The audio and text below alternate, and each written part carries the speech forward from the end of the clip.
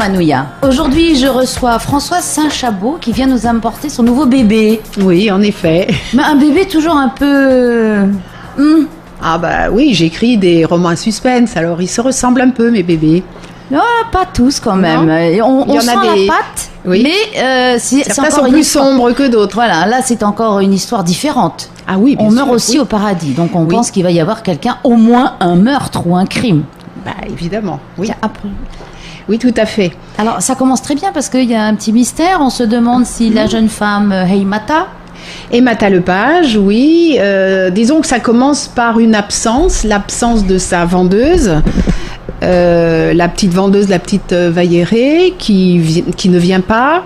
Et c'est un magasin de perles. Et c'est un magasin de perles, absolument. Et il y a un cambriolage aussi en parallèle. Donc c'est deux faits un petit peu bizarres, traités à la légère au départ.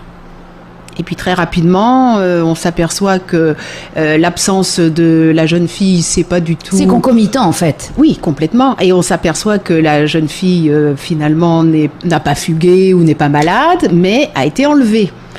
Et le cambriolage, il y a eu le cambriolage d'un ordinateur avec un dossier justement sur une collection de perles.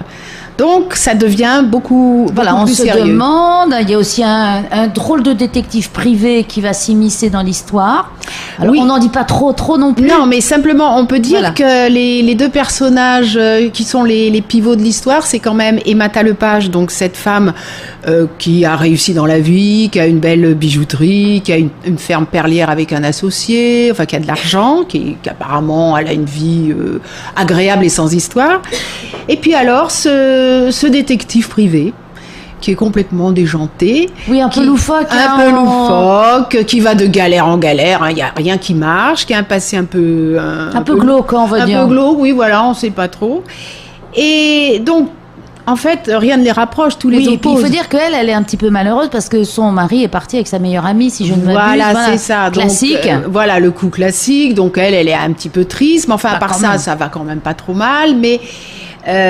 on va dire que tous les deux aiment bien cette jeune vendeuse, Vailléré, et veulent la retrouver. Donc, c'est le lien qui les unit. C'est le lien qui les unit. Parce qu'ils ont des raisons complètement différentes. C'est un couple improbable, des gens qui n'auraient jamais dû se rencontrer. Exactement.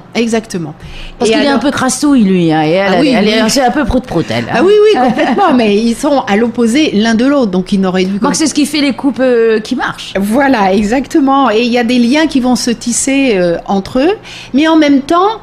ils se font confiance sans trop se faire confiance. Oui, parce que lui, il découvre des petites choses qui sont pas très nettes chez elle, et la réciproque... Et la réciproque est vraie, d'autant plus qu'en fait, comme ils ne se font pas entièrement confiance, au fil des pages, chacun essaye de mener sa petite enquête de son côté. Ça n'arrange rien, évidemment. Bon, c'est ce qu'on fait des fois quand on a peu ou pas de sympathie avec quelqu'un qu'on est obligé de bosser avec, puis qu'on sent qu'il faut creuser, quoi. Ils creusent. Voilà, ils creusent. Bon, alors donc ça n'arrange pas leurs affaires.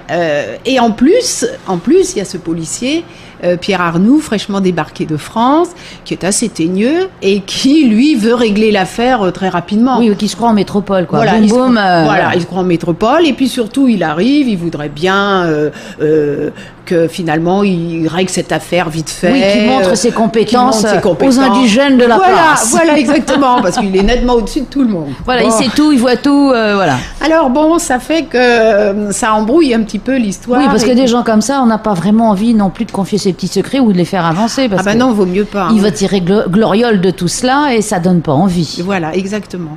Donc, au fil des pages, l'histoire se complique, il y a des rebondissements, l'angoisse monte, et puis, bon, ça se gâte, parce qu'au départ, on pense que c'est une histoire assez simple, relativement simple, et en fait, ça ne l'est pas. C'est une véritable machination qui est en route. Et on se demande comment ça va finir. Du coup, j'ai pas lu jusqu'au bout. Ah, c'est vrai. Réserver la surprise. Ah bah oui, parce que ça m'a donné assez envie de t'inviter et pour que tu en parles. Alors, où trouves-tu cette inspiration, ces personnages ? Ah bah tu sais, l'inspiration, ça vient comme ça. Bon, déjà, tu aimes bien lire tout ce qui est roman aussi. Oui, voilà, j'aime lire absolument toutes sortes de romans, et particulièrement les romans policiers. Et l'inspiration me vient, mais d'un rien, c'est-à-dire un regard, un personnage que je trouve un peu particulier, une histoire que j'entends. Tu prends des notes? Comment ça se passe? Oui, je prends des notes et puis ensuite je réfléchis à construire mon histoire, parce que ça, c'est ça qui est très important, l'ossature de l'histoire. Voilà, parce que sinon, on ne dépasse pas la page 10. Hein. Bah non, il faut déjà que tu saches comment se termine l'histoire. Pas du tout. Enfin, oui, voilà. Elle peut... Voilà. Parce que tu sais, il y a deux types de romanciers. Il y a ceux qui sont hyper organisés et qui écrivent carrément presque un scénario avant et qui connaissent le début, le milieu et la fin.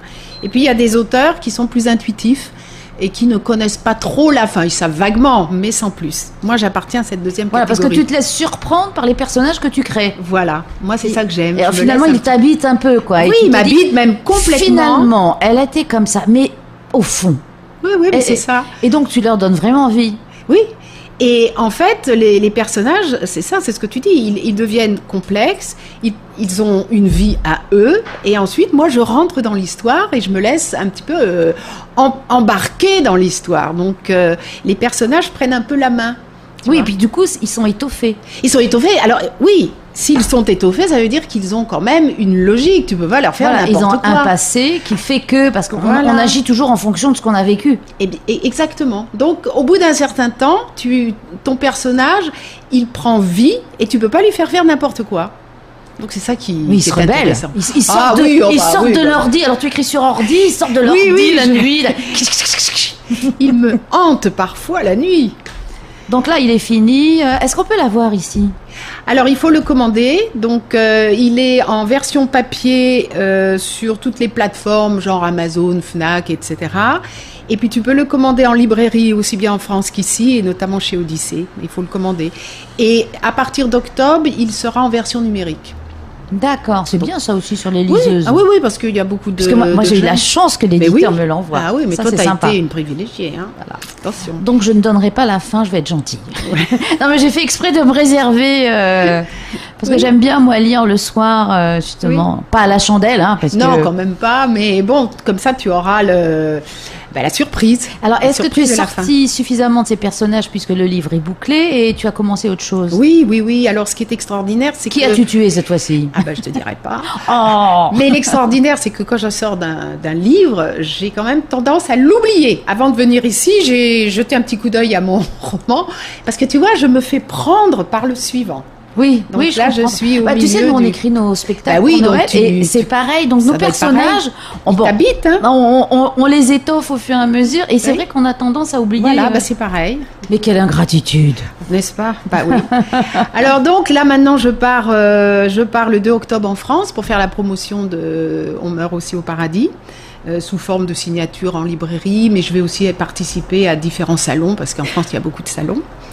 Et ensuite aussi, l'autre projet, c'est que je cherche un éditeur pour mon roman pour la jeunesse, parce que j'ai terminé un petit roman jeunesse pour les préadolescents 10-13 ans, et donc maintenant, je cherche un éditeur.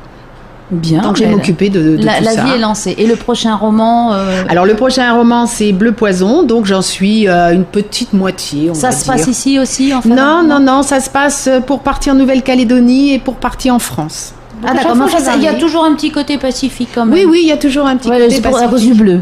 Voilà, Bleu Poison, c'est ça. C'est le bleu du lagon de Nouvelle-Calédonie. C'est une histoire de famille. On meurt aussi au paradis, très bientôt sur notre tablette numérique. Je l'espère. Et en tout cas, on peut commander. En tout cas, merci Françoise. Je te remercie Martine.